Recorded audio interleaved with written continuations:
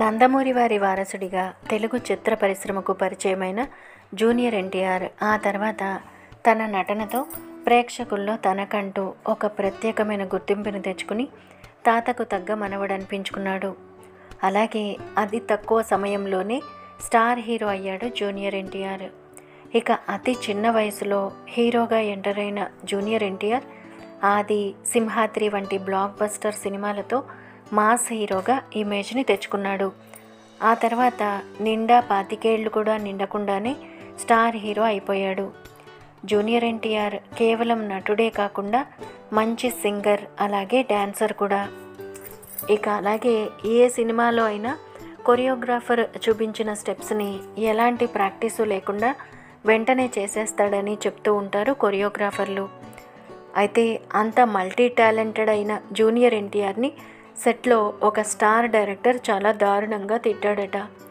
ఇక ఆ విషయం వినడానికి ఎంతో విడ్డూరంగా ఉన్నప్పటికీ నిజంగానే జరిగిందట.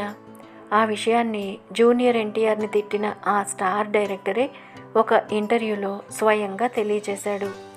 అసలు విషయం ఏంటంటే, జూనియర్ ఎన్టీఆర్ మొట్టమొదటగా నటించిన తెలుగు సినిమా బాలరామాయణం. గుణశేఖర్ డైరెక్ట్ చేసిన బాలరామాయణం సినిమాలో కేవలం 10 ఏళ్ల వయసులోనే జూనియర్ ఎన్టీఆర్ శ్రీరాముడి పాత్రలో నటించాడు.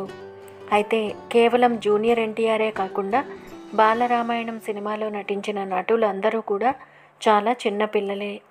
అందువల్ల ఆ మూవీ షూటింగ్ అప్పుడు సెట్లో వారిని కంట్రోల్ చేయడం చాలా ఇబ్బందిగాను, ఎంతో కష్టంగానూ ఉండేదట ఆ సినిమా యూనిట్ వారికి.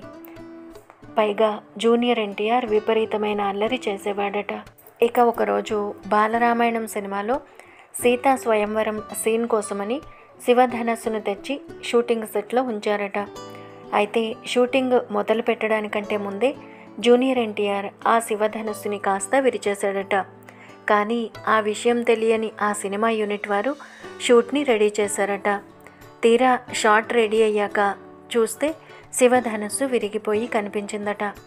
ఆ శివధనస్సును విరిచేసింది జూనియర్ ఎన్టీఆర్ అని తెలియడంతో డైరెక్టర్ గుణశేఖర్కి విపరీతమైన కోపం వచ్చిందట.